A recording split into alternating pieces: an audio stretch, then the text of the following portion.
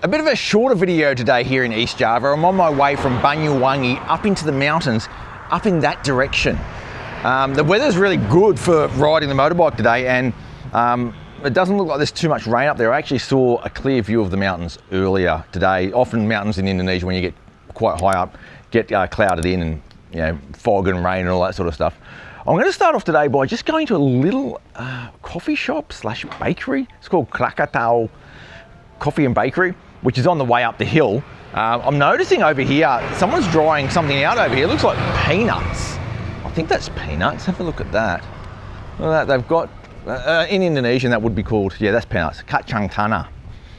Kacang tanah. Peanuts are a staple over here in Indonesia, aren't they? With all those sauces and stuff. And they're the skins of something else. I don't know what they are. But the story is, the reason I'm going up the mountain is because tomorrow I want to climb a mountain called, well, it's actually a crater called Kawah Ijen, where sometimes the gases that are let off from that mountain spontaneously ignite and create blue fire. So that's tomorrow in my next video. But in today's video, sort of the journey up there and where I'm going to stay, because even if you don't climb the mountain, I think that going up into those hills is actually quite interesting in itself. So this is like got a bit of Japanese styling, this one. Look at it, isn't that beautiful? Oh, amazing. Amazing styling, look at that. That is a good looking coffee shop. So something new that's sort of been happening over the past decade in Indonesia is people are going into the mountains, not to hike mountains, but just to hang out there. It used to be that they used to go and camp there, but as time's gone on and people sort of want something a little bit more comfortable, and that whole thing has become a little bit more mainstream, they're starting to build cabins and little guest houses there as well. Like, so not just this mountain, but all throughout Java, there's like hundreds of mountains which you can go up and do this sort of thing, which I think is pretty interesting. You sort of see it a lot in Thailand, but not as much here, but it has started happening. I don't know who's made this place, but someone with an eye for style definitely has. Oh, all the cassette tapes there. Wow, that is cool. All the cassette tapes. Look at that little section there. Doesn't that look good? Little lamp, old little push button phone. Beautiful. Lots of old little tape players and radios. Some boom boxes. Yeah. Mad. This really is mad. Look at that. Even down to the lighting, I just find it to be quite spectacular. So look at this. Susan got a huachicha. I got like a good looking coffee there. That's tiramisu, and that is a burnt cheesecake. And to put it in perspective, I'm on the road up to a mountain here. It's in the middle of nowhere, really. Like, it's not a tourist destination or anything. Maybe it's because the road up here might get quite busy sometimes. Let's try the coffee. It's a hot one. Not bad, not bad. Actually, better than not bad. It's quite good, quite good. All right, let's try this tiramisu. That cream looks very white, which has me suspicious. Yeah.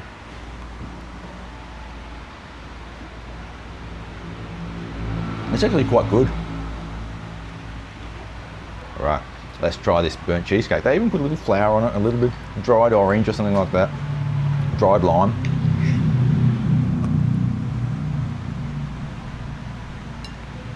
That's good too. I'm actually surprised by it. It's just very good. So even in remote places, you can sometimes get something like this. And this is Ramadan, by the way. So today we're moving up from sea level up to an elevation of about 1900 meters, which is where our accommodation is tonight. I think it might be a little bit cool up there, but I will see. I mean, people say it's like 12, 13 degrees, which is not too bad. I've got a jumper if I need it, but yeah, 12, 13 degrees, not too bad at all. But this road will be sort of going up the whole way, and yeah, better to have a sort of a more powerful motorbike if you're going to do it. Something more than a little sort of Honda Scoopy. You don't have to, but it's just better if you've got two people on a bike to have something a little bit bigger. But the scenery is beautiful here, absolutely beautiful.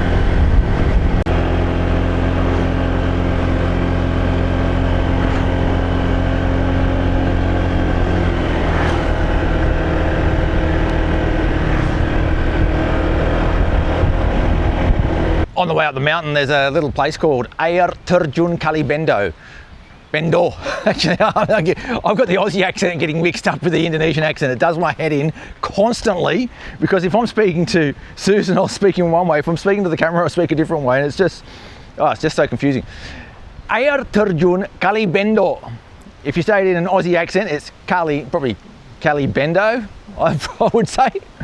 Anyway, basically it's a waterfall. That's what we're going to. These sorts of tempat wisata, or tourist attractions throughout Indonesia, always have a bit of a similar feel to them. You pay a little bit of a parking fee, you pay a ticket, entrance ticket, or ticket masuk, you might say.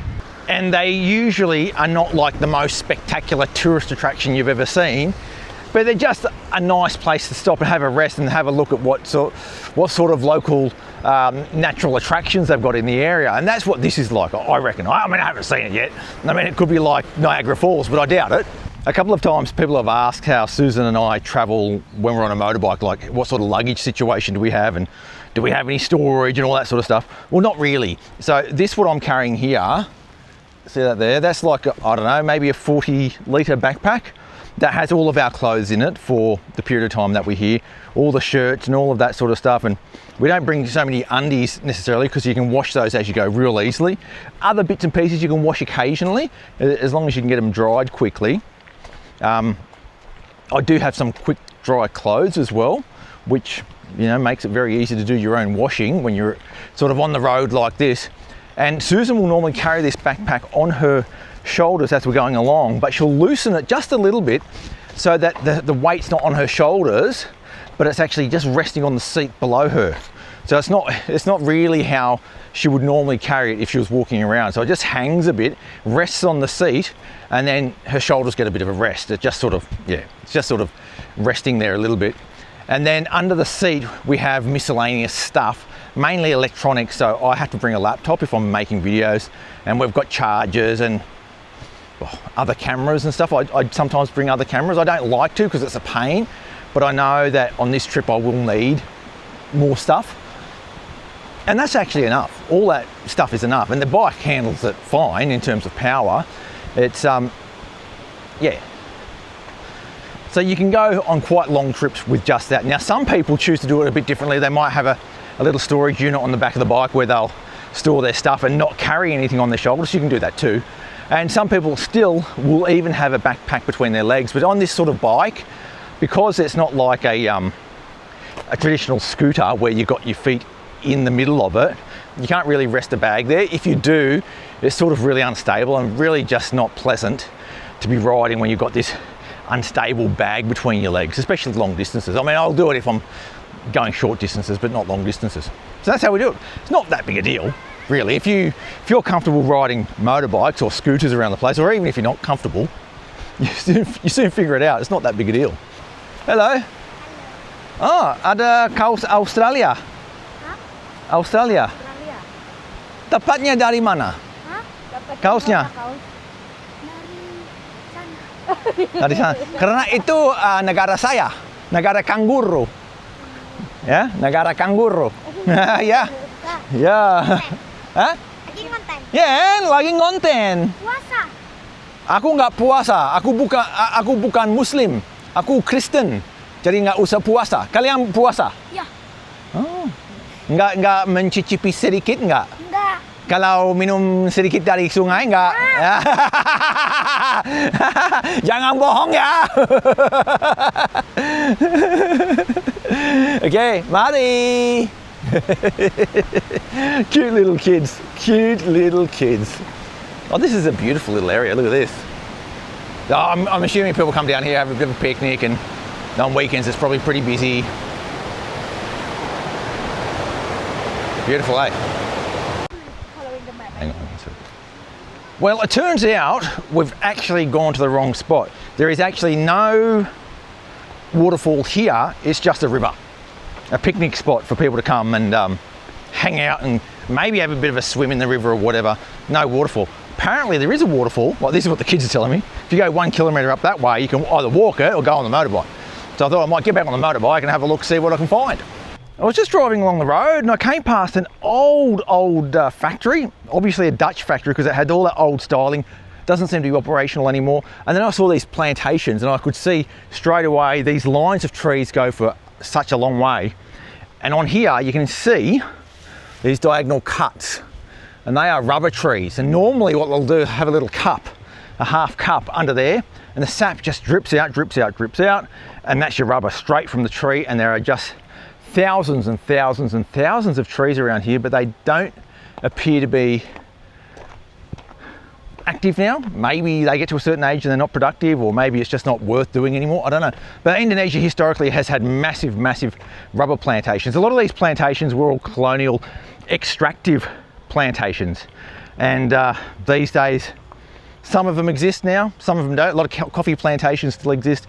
And I know a lot of very old tea plantations still exist. They're run by the Indonesian government quite often. These ones, not so much anymore. Great to see though. I still haven't found that waterfall, by the way.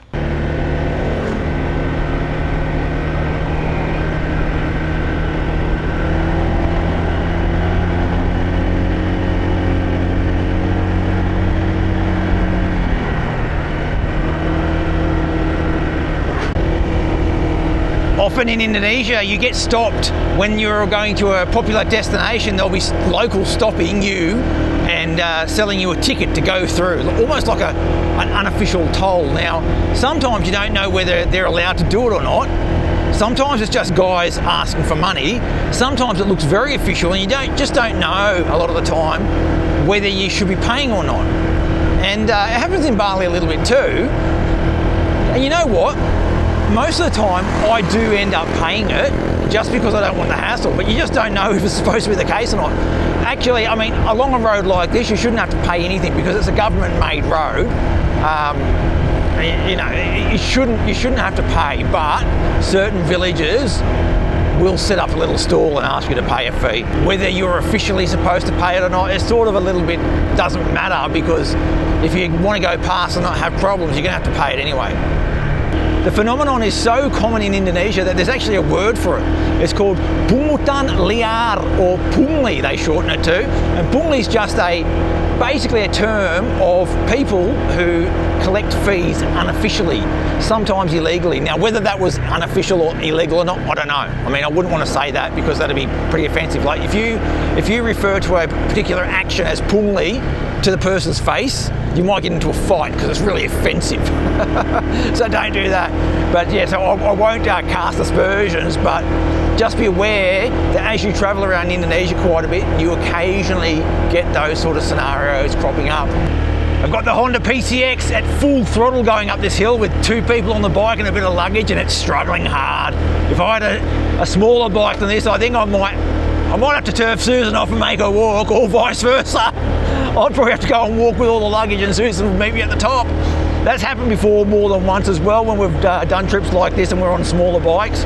Even on this bigger bike, it sort of struggles a little bit. As we get higher up this mountain as well, it's getting quite cool on the arms. I only have short sleeves on and I can really feel that coolness on the arms now. We've now seemingly gotten above the altitude where people live. We're just in sort of a rainforest area right now. I've had the motorbike almost at full throttle the whole way. There's a few flat sections, but then you get a bit of a slope going up, and it doesn't like going up. It's probably a lot steeper than it looks. Like I can't accelerate up the hill. I'm just full throttle, and it just, yeah. But it is beautiful though, absolutely beautiful. When I came up here 15 years ago, most of this road was not surfaced. There were a lot of unsurfaced sections. It was like boulders, and I was on the back of a motorbike. A guy, an ojek, took me to the top, and it just took so long. It was a non-standard route back in the day, but these days there are 2 ways to get up, either from this side in Banyuwangi or another town on the other side of the mountain called Bondowoso, which is also a fabulous little town. It doesn't seem as steep now. It seems that we're coming pretty close to the top of this part of the mountain. So there's like a little saddle here between two peaks, left and right, and then in this particular area there's a few little accommodation options. I'm staying at a place called Bobo Cabin. Bobo is like a slang word in Indonesian for sleep, and I think I'm here. This is it. This is a pretty dodgy road to a hotel, isn't it? Oh, I don't think this is the right way, is it? This feels like the wrong way. Oh, what a dodgy... Oh no, it is the correct way. Oh, it's dodgy though. Oh, Gunung Rante. Oh, you can climb that mountain. So there's a mountain to my right, which you can actually climb from here. And it's a beast of a mountain. I don't know how long that'll take, but it looks beautiful. And on my left, I can't show it to you because my camera's pointing the wrong way. It's sort of behind me and to the left. There is another mountain. I think that's where I'm going to hike tomorrow. You'll see that on my next video anyway, whatever the case. Dodgy road though to get to the hotel. I've actually been to this area before 15 years ago, and when I came that time, this area was quite remote, and I mean, quite a few people came here to climb these mountains, but no accommodation. There was only just a little security post there that you could sort of, well, it's like camping inside it. You could put your sleeping bag down. Well, here comes the rain. That's come out of nowhere. Woo! But now they've got hotels up here. This sort of hotel, I mean, you can call it a hotel. It's like cabins. Look at these things. They're little like, it's like a garden shed, isn't it? They're these little garden sheds, but they're really modern. And this brand is called Bobo Cabin or Bobo Box. And that brand is sort of like a startup organisation in Indonesia. And they've built these little cabins in all of these sort of mountainous areas in Indonesia because they know that Indonesians love to go up into the mountains. And rather than camping, you can get one of these little cabins. And yeah, it's quite cool up here. You know, getting out of that heat of the lowlands is just beautiful. It's cool enough that you could have long sleeves on. I mean, you can get away with shorts and t-shirt if you really wanted to. So I'd estimate probably 16 degrees now. Yeah, but if there was a bit of a breeze, you'd be freezing. It is beautiful up here though. Look at that mountain over there. So tomorrow morning, I plan to go over the back of that. That's where the path goes. And you get up to about 2,400 meters, I think. And with these little hotels, they even have an on-site cafe. You can get like little snacks, like a packet of chips and soft drinks and that sort of thing, so you don't have to starve. You can at least have a few snacks. And I'm assuming get I don't know, fried rice and some fried noodles or something for dinner. That's what I'm assuming. I do like it. It's beautiful. Okay. Apparently to open these doors, please enable Bluetooth and Wi-Fi.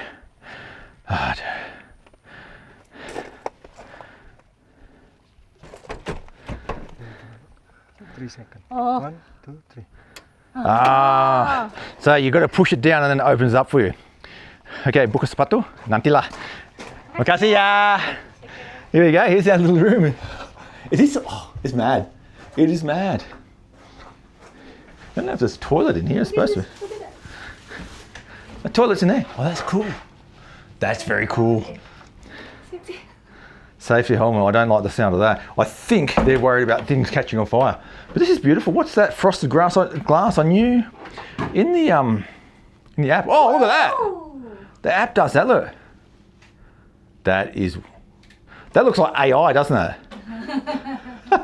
What a view. A beautiful view to the mountains to wake up to. Well, this is called Bobo Cabin up here near Kawah Ijen. Even if you don't want to climb a mountain, I think this is a beautiful place just to come and relax for a day or two. Maybe not a couple of days, maybe a day. Like you might get a bit bored otherwise. At least sort of cruise around here a little bit. And if you've got your own transport, it's very easy. If you don't, there are so many tour providers and transport operators around here that they'll be able to help you out. Thank you for coming along for the ride on this quite short video today up into the highlands. In the next video, you'll be seeing me and Susan try to climb that mountain and maybe see some blue fire. I don't know how it's going to go. Maybe it's going to rain. Maybe it doesn't. Who knows? Thanks for coming along for the ride today and thanks for watching. Make sure you hit that subscribe button to keep up to date with all things Sonora and the rest of Indonesia. I'll catch you next time and sampai jumpa.